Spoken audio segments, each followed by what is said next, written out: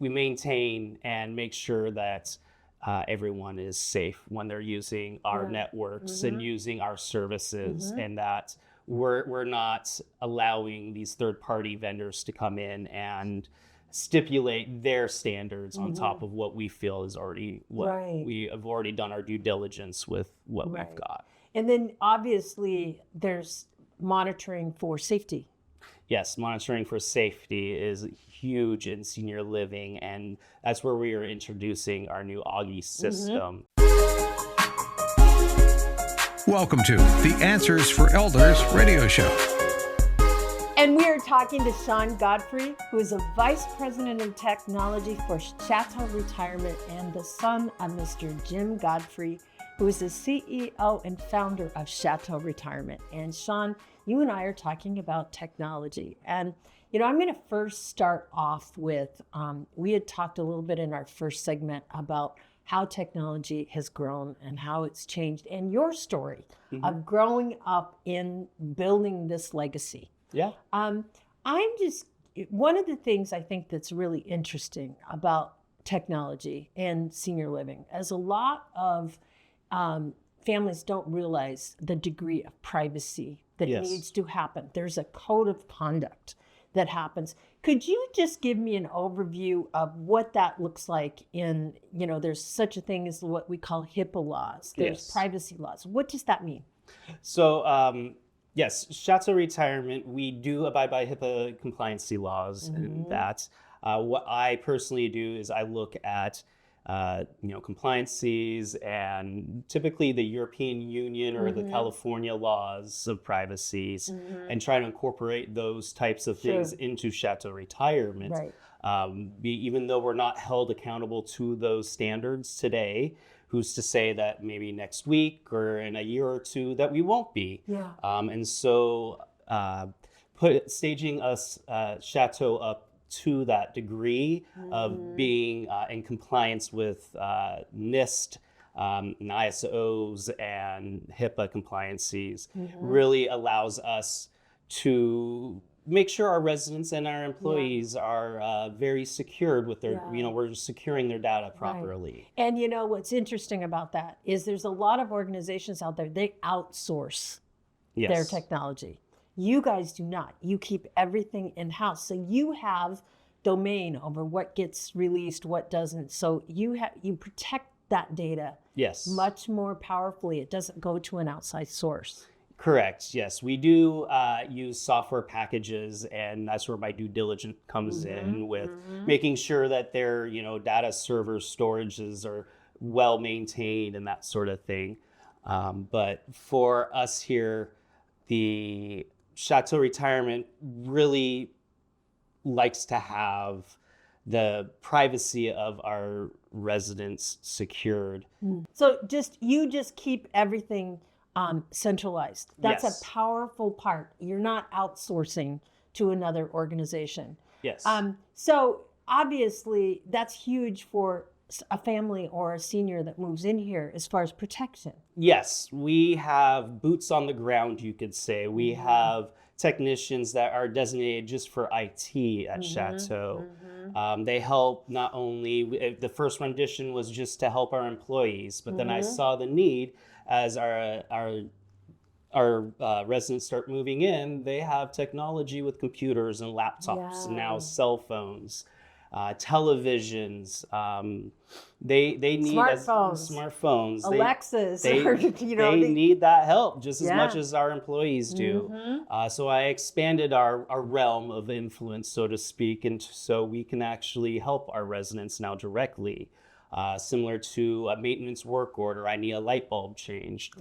Residents can call down to the desk and say, I need help with getting in, I forgot my password for my Gmail account or whatever email account they have. And we have staff on hand that can come and help those residents reset passwords, remove viruses from devices.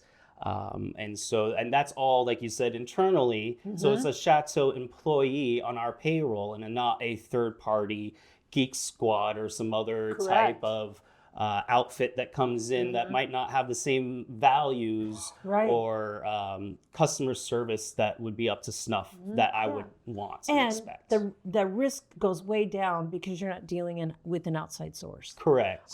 You know, how many times do we get so-and-so, your card, you know, your password may have been compromised because we're hacked because it was an outside source. Yes. That doesn't happen here. And, you know, because you guys control all of that internally. Yes. That is a big thing. Yes, it is. It's very nice because, you know, all roads lead back to me for a lot of that kind of stuff. Yeah. So I have to be on point and make sure that, you know, I'm crossing the T's and dotting the I's, doing my due diligence and my discoveries in my products and softwares that we use. Yeah. So obviously that extends now to your technology and running the buildings. Yes. Tell me a little bit about the facilities and how technology plays into your buildings.